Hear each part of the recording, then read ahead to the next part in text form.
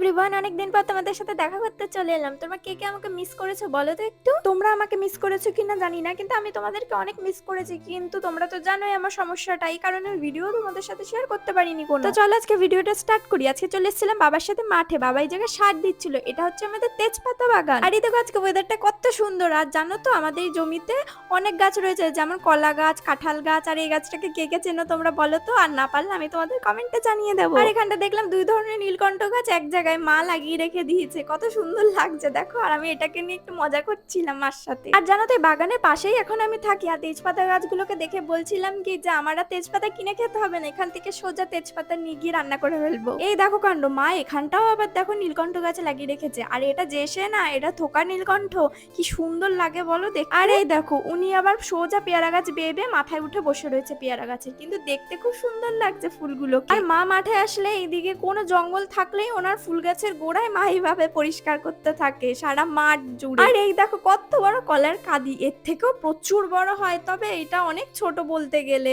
আর আমি তো দৌড় মেরে গেলাম কলার মোচাটা ধরতে। আর আমি মাকে বললাম একটু কাছ থেকে এনে দেখাও।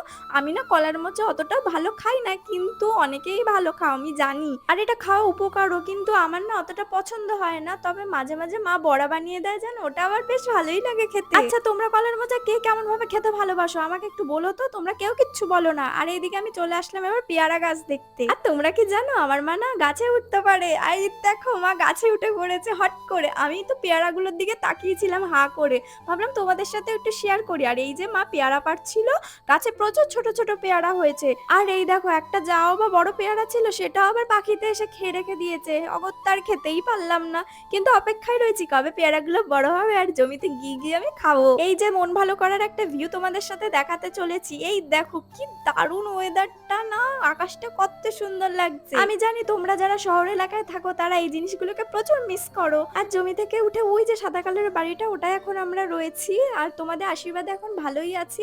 তোমরা পাশে থেকো, চ্যানেলটাকে লাইক আর সাবস্ক্রাইব করে রেখো। আজকে মতো এটুখানি, টাটা।